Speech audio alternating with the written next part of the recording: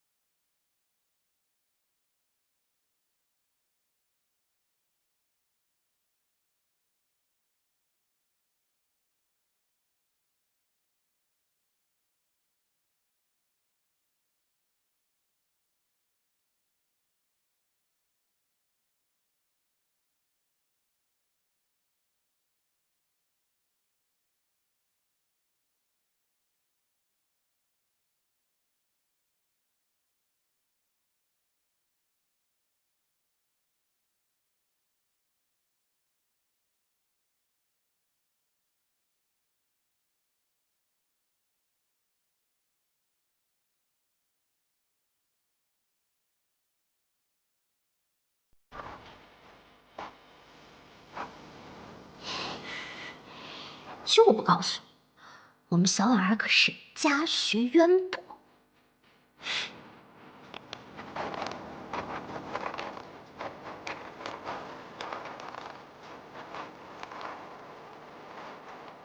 寒冰之刑，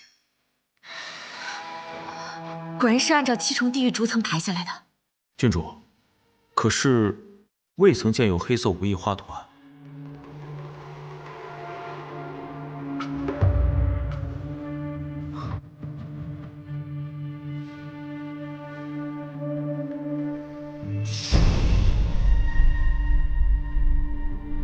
关上冰窖大门。关门。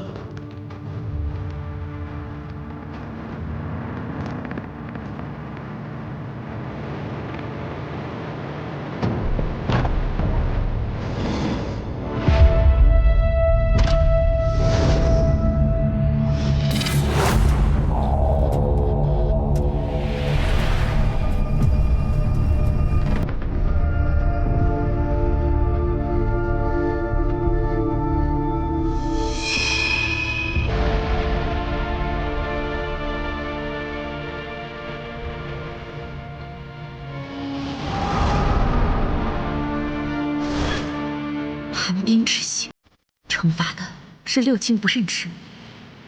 这到底是什么人干的？宁儿，你和燕丽去查问一下死者与亲朋好友的关系。遵命。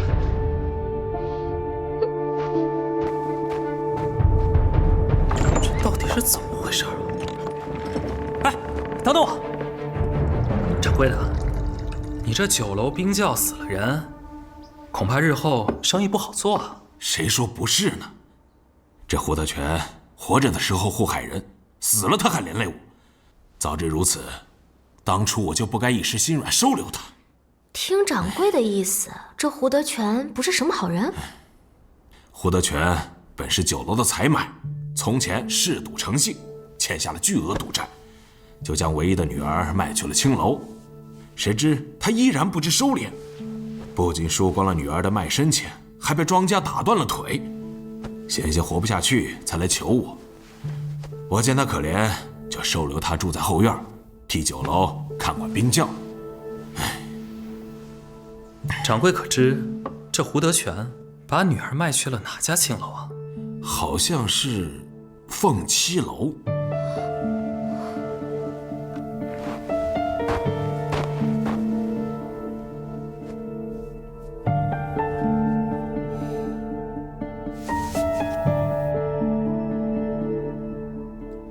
郡主不可。无妨，这是曼陀罗叶燃烧的粉末，寻常药店皆可买到。曼陀罗叶子。郡主的意思是，凶手先将死者迷晕，再拖入这冰窖中，将其活活冻死。死者脸上的笑容就是证明。人在被冻死前，体内血脉运行极慢，很容易出现美好的幻觉，来避免肉身的痛苦。所以被冻死之人的脸上大多都有笑容。死者身穿内衫，被迷昏时，应是正准备就寝。在他的住处，应能找到燃烧曼陀罗叶的证据。是。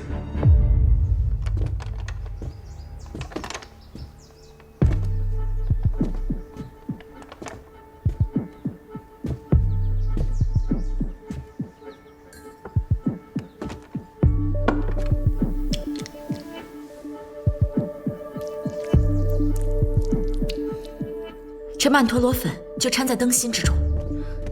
小婉儿，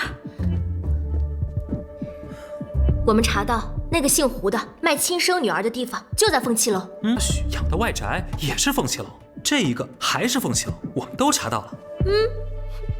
我们终于找到这几名死者之间的联系了。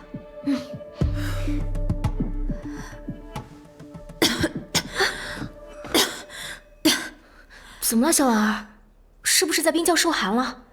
按说不会如此，也许是这连日勘探有些心急。参见殿下。哥，七哥，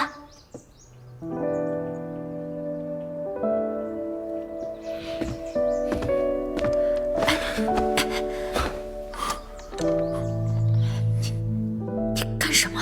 我就咳几声，你放我下来。翠英，所有人听令，闭眼，转身。什么该看不该看，可都明白。明白。什么该说不该说，可都明白。明白了。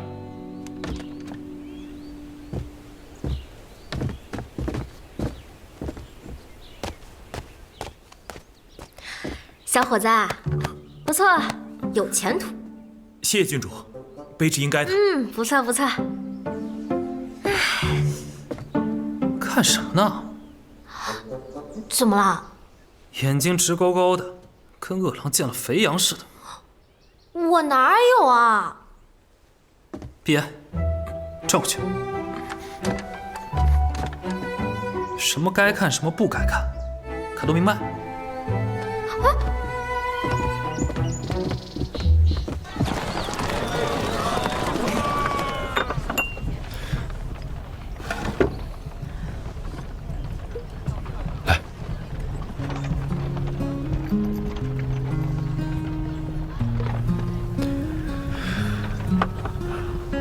这还是我在百草园的时候给你配的。我试过，驱寒的药效特别好。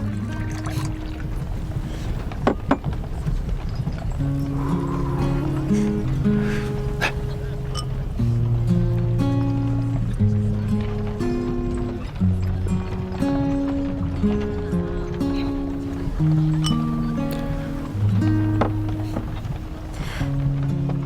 侦量案查的怎么样？想让我查的我都查到了，不想让我查，我也早晚会查个水落石出，你就不用操心了。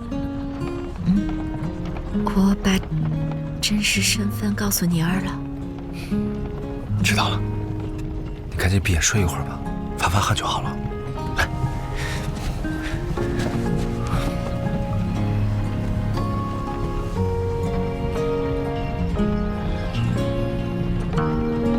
根据线报，城东南方向发现王姓踪迹。从今日起，这一带所有的磨坊都要彻底筛查。巡防营的人会在城东南把守住所有的交通要道。政府营坐镇府衙，永慈和永宁郡主协助政府营居中调度。下官遵命。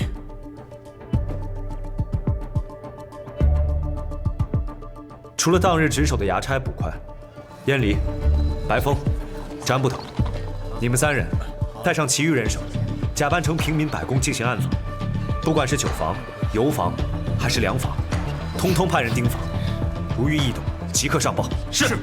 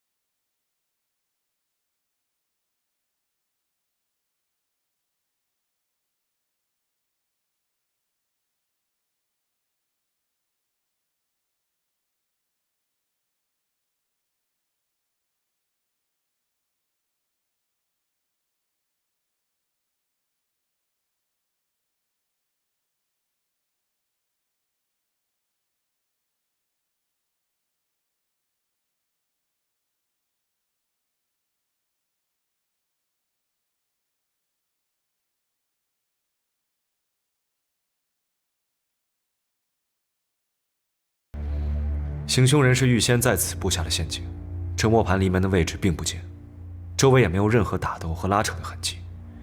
由此看来，应是受害者主动走到这个位置，既不反抗，也不试图逃离，说明受害者不仅认识行凶人，而且还颇为信任。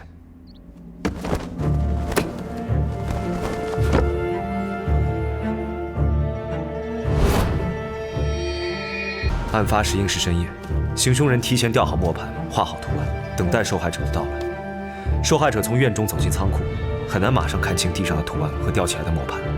行凶人再有意分散受害者的注意力，受害人根本意识不到自己正走上死路。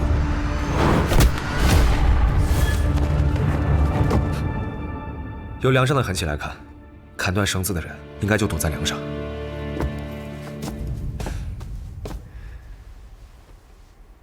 看这绳子的插口，是被砍断了2次，应是行凶人怕事到临头无法将绳子一刀斩断，才预先砍断了一半。可这平整的一端插口，是被一刀斩断的，像是被锯子锯开的，但是锯痕又比普通的锯子细小很多。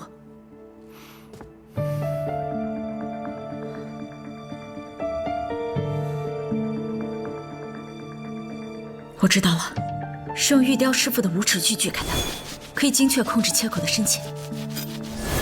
你的意思是，凶手还是王宪？要等恢复容貌才能最终确认。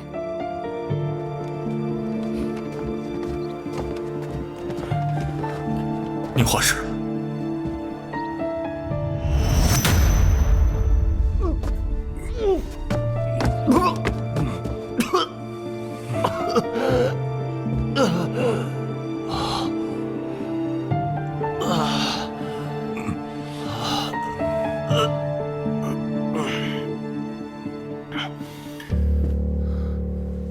诸位见谅，那死者的面容实在是惨不忍睹啊！明白，难为宁画师了。还请宁画师为死者画像。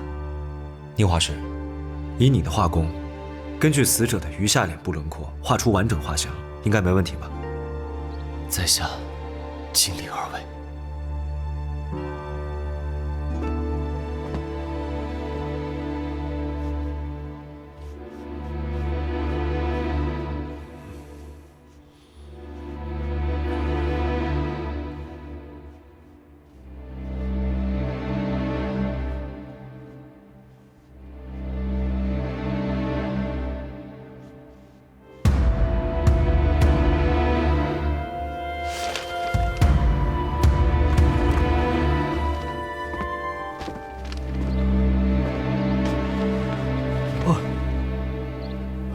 仅凭那半张残面都画得如此栩栩如生，宁画师栖身商贾，实在太可惜了。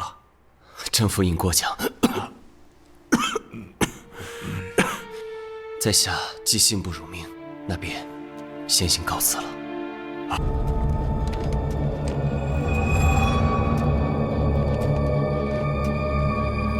方才宁不义呕吐之时，我从水影中看见他并未吐出，只是发出了干呕的声音。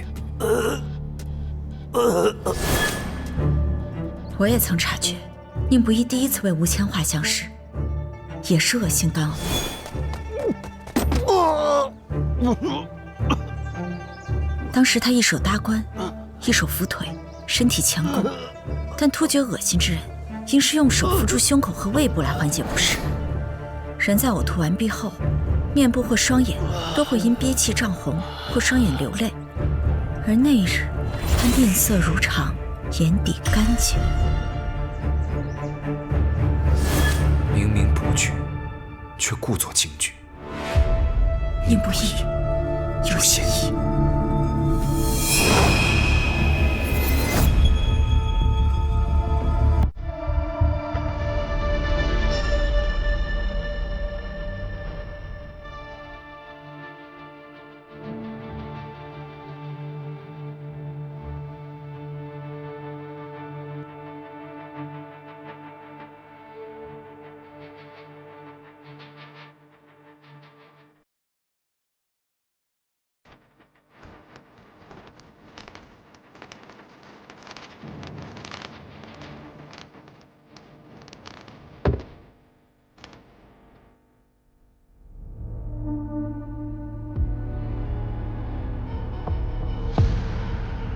这样看来，宁不义很有可能就是此案的真凶。你为何能通过一个嫌疑人的画像，就推断宁不义就是真凶？因为本次命案的受害人，正是逃跑多日的雕刻师傅王信。这泥塑是我以受害人的头颅为模塑出来的，与宁不义第一次绘制的王信肖像吻合。彼时，他希望我们追查王信，所以画像未曾作假。受害人右手手指的后茧和左手的划痕，证明他从事的是精细雕工，与王信的特征又恰好相符。以宁不义的画工，不可能画不出死者的真实面容。他故意把王信画成别的人，定有不可告人的目的。所以宁不义是故意毁掉了王信的头颅，还用玉匠的无齿锯锯断了绳索，就是故意让我们以为王信才是凶手。那宁不义为了掩盖罪行，刻意把受害人的容貌画得与王信不同，与我做的泥塑两相对照，更能证明他早已知晓受害人的真实身份。只有非常熟悉王信的人，才能知道如何微调，方可做到轮廓相近但面容相差的效果。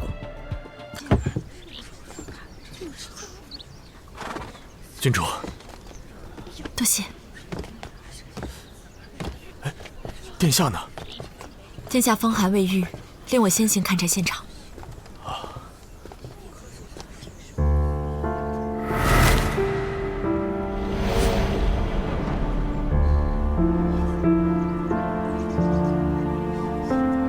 胭脂，我们终于等到这一天了。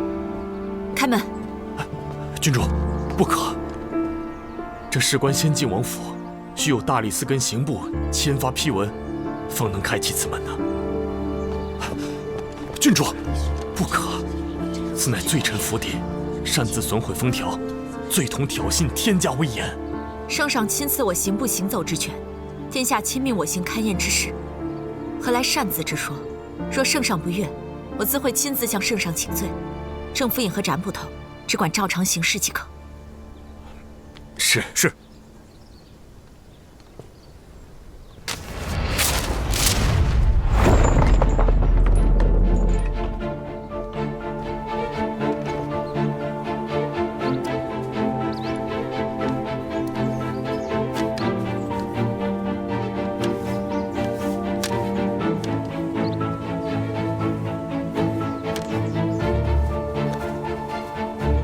那小偷人在哪儿？把人带上来。是。走。昨晚发生何事？如实向郡主招来。小的在赌坊听人说，晋王府被封时，下人们把不少宝贝埋在后院。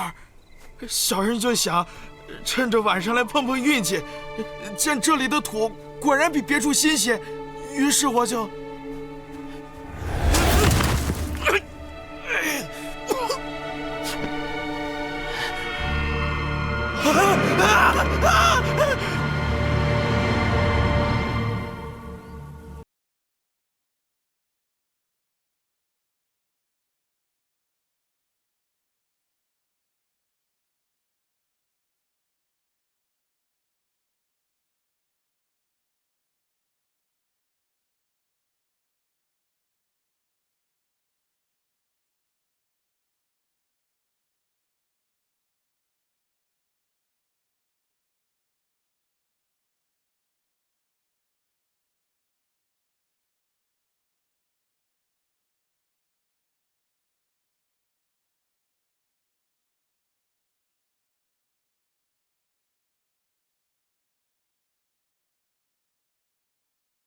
封条是我撕的，李思清若要追究，我随你去大理寺便是。郡主误会了，下官在此，也是为了这突然出现的尸骨。至于封条一事，即便郡主不动手，下官也会解封。下官在查抄先晋王府时，曾命人搜检过，府中绝无藏尸可能。时隔1年，却突然出现一副尸骨，下官定会查清缘由。可我做事不喜欢别人插手，也不习惯与人共事，即便是大理寺也不行。郡主的勘察之才无人能及，只要郡主能让下官第一时间得知勘察结果，能让下官在圣上面前有所交代即可。他竟不阻拦我查验。我看做完初检，死者为男性，年龄应在20至23岁之间，身高约6尺8寸，尸身已形成尸蜡，死亡时间距今应在1年以上。可知因何致死？死者的胸骨上有一处凹痕，应是被人从正面将2寸宽的利刃刺入心脏。2寸利刃，是剑还是匕首？若要确切的死因，还需进一步检验才能知晓。死者身材高大，眉眼轮廓远比我大周人深刻分明，似有外族血统。这个李慕云果然不是泛泛之辈，绝不能再让他靠近这具尸身。李思清目光如炬，不愧是沈宫的高徒。既如此，也不必我多事，交由思清处理即可。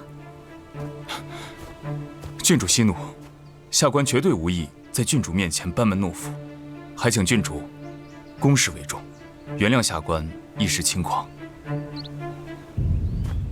既然是公事，那永慈也不好推脱。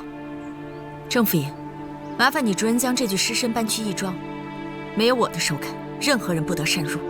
是，展阳。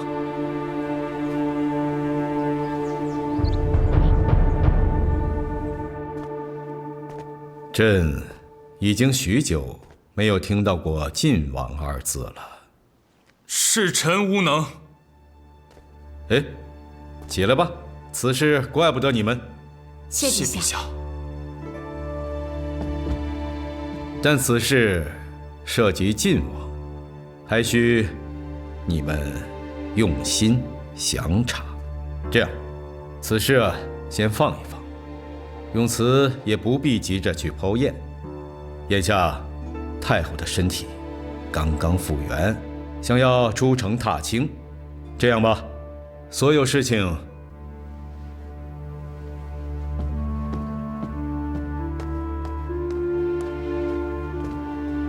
永慈啊，此次上巳节，你要多陪陪太后，和大长公主散心，莫要提及这晋王府之事，以免2位老人家思及旧事伤心。臣女明白。你一向是识大体的，朕很放心。你如今孝期已满，也该为自己的终身之事考虑了。臣女不着急。你是不着急，朕怕是有人着急呀。这样，踏青之时，你若有可心之人，尽管直接告诉太后，朕和太后为你做主。是，臣女告退。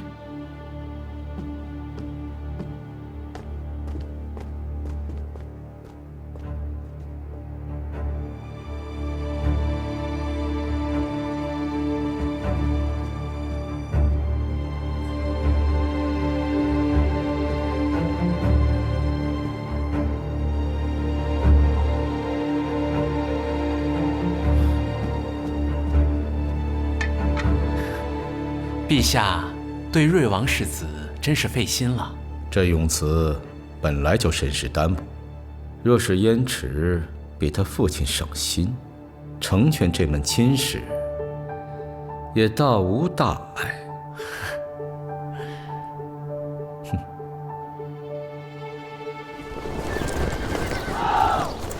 您凭什么？凭什么为了您的一己私言，就让我和陪伴您多年的将士们去白白送死？这不是命数，这是愚蠢！滚！我没有你这样贪生怕死的逆子！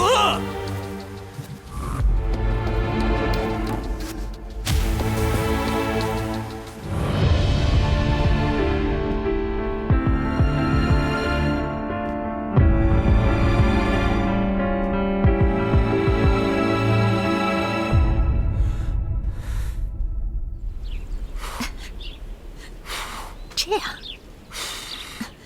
再吹。来，喝茶，喝茶。哎，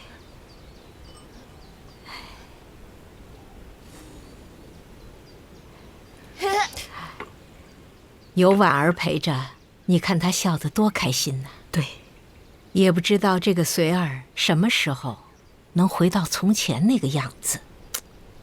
他还小呢，再等他大些，什么都好了。但愿如此。皇嫂，你千万别担心啊。